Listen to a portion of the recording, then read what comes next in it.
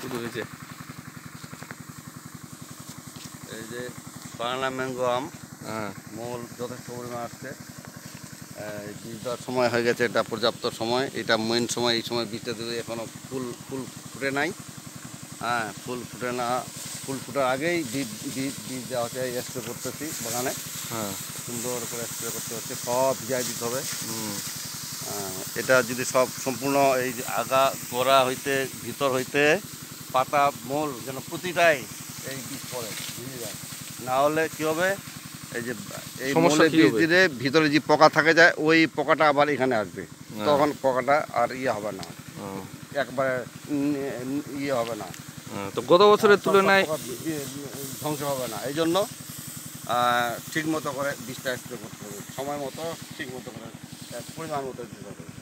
এই সময় বীজ দিচ্ছি আমরা ইমিডাক্লোভিড জাতীয়, তারপরে সাইফারমেথ্রিন জাতীয়, চিলেটিড জিঙ্ক জাতীয় এবং ম্যানগোজেব ছত্রাকনাশক। এই ছত্রাকনাশক বীজ দিচ্ছি। এইটা এখনও সময় হয়নি যদিও, আর কদিন পরে দিলে ভালো হইতো।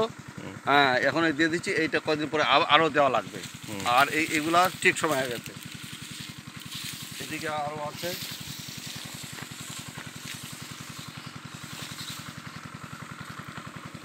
এই মলগুলো এক সময় সমান হচ্ছে না, কিছু কিছু মল আগে বের হচ্ছে, কিছু কিছু মল পরে বের হচ্ছে। এমন সময় দিতে হবে, যেন মানে 80 থেকে 90% মল মানে ভালো পজিশনে থাকে। আর 10-20% এটা কম বেশি হতে পারে, সেটা কোনো যা আসে না, সেটা অতটা প্রভাব পড়বে না। তাহলে আমাদের গাছের মোটামুটি 80% ফল টিকলে হলো। আর গাছের চেহারা তো অনেক সুন্দর। গাছের চেহারা আছে ভালো। হ্যাঁ,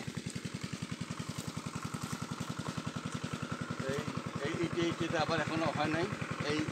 এইটা আবার বেরিয়ে আছে, আবার এটা পূর্ণাঙ্গ হয়ে গেছে। এই জন্য সবটা অ্যাডজাস্ট করে দেওয়া লাগবে বীজটা, নাহলে আবার সমস্যা দেখা যায় যে এই মোলটা যখন পূর্ণাঙ্গ হবে, হ্যাঁ, আর এই মোলটা পূর্ণাঙ্গ হইতে হতে এই মোলটা, এই যে এই বড় মোলটা তখন হয়ে যাবে, ফুল ফুটে যাবে, তো তখন সমস্যা হয়ে যাবে। এই জন্য এই মোলটার অনুপাতে দিতে হবে, তাহলে এইটার কাজ হয়ে যাবে, এটার পরে দেওয়া লাগবে না। তো সামনে ছোট ছোট মানে শব্দ হচ্ছে বেশি।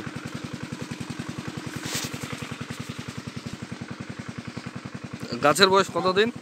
এই গাছের বয়স আমি 2বার বাগানটা লাগাইছি। এইটা গাছের বয়স আমার এই 4 বছর পুরোপুরি। 4 বছর অগ্রহায়ণে 4 বছর, এই পৌষ মাস 4 বছর 1 মাস। 4 বছর 1 মাস এই গাছের বয়স। তো তারপরে তো দেখতে পাচ্ছি মানে গত বছরের তুলনায় এবার তো খুব মানে অগ্রিম চলে আসছে মুকুল। একটু আবহাওয়া গরম, তাপমাত্রা বেশি, এই জন্য ফলটা এবার অগ্রিম আসছে। আবার কিছু গাছ আমার পরে লাগাইছি। এই গাছটার বয়স আমার 3 বছর 1 মাস। এটা গাছের বয়স 3 বছর 1 মাস। এটারও বয়স 3 বছর 1 মাস। এইটার বয়স আবার 4 বছর 1 মাস। ঠিক পুরো 1 বছর মানে তফাৎ। ওই তুলনায় তো গাছটাও বড় অনেক। গাছ অনেক বড় হয়েছে, আশা করি এবার ফল পাবো ভালো। এদিককার গাছ সব এই 3 বছর 1 মাস। এই গাছের বয়স 3 বছর 1 মাস।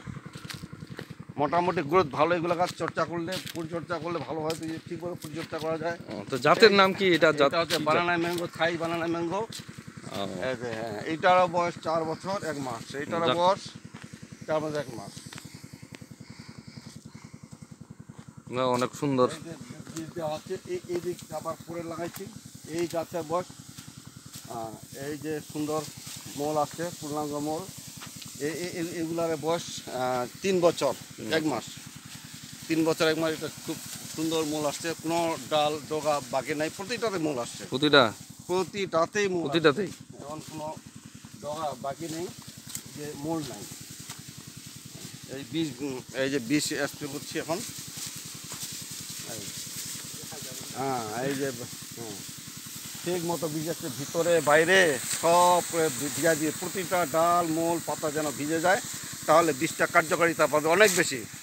আর যদি শুধু মূলে দেওয়া যায়, ভিতরে পাতা যদি না ভিজে, তাহলে পরে এই ভিতরের পোকাগুলো আবার এখানে বাইরে চলে মলে চলে যাবে, তখন অতটা কার্যকারিতা হবে না, কার্যকারিতা অনেক কমে যাবে। এই জন্য বীজ দেওয়াটা খুব গুরুত্বপূর্ণ বিষয়। মানে সময় মতো দিতে হবে আর কি, পরিমাণ মতো দিতে হবে, বেশি দিলেও হবে না, আবার কম দিলেও পুরোপুরি কাজ হবে না। এইটা আমার দ্বিতীয় পর্যায়ের বীজ। যখন মূলটা এই মূলটা যখন ছোট বাইর হয়, হ্যাঁ, তখন একবার দেওয়া হয়েছে। আজকে আবার এই শেষ মুহূর্তে একবার, এরপরে আর দেওয়া হবে না। যখন মশারি দানার মতো হবে ফলটা, আমটা যখন মশারি দানার মতো হবে তখন একবার বীজ দেবো, আবার যখন মটর দানার মতো বড় হবে তখন আরেকবার দেবো। সেটা অবশ্য আবহাওয়ার উপর নির্ভর করবে। ভিটামিন জাতীয়, ভিটামিন যদি কুয়াশা বেশি হয় তাহলে কুয়াশা প্রোটেক্টের জন্য বীজ দিতে। এইগুলা গাছ সব 3 বছর 1 মাস, 3 বছর 1 মাস বসে এইগুলা সব গাছের।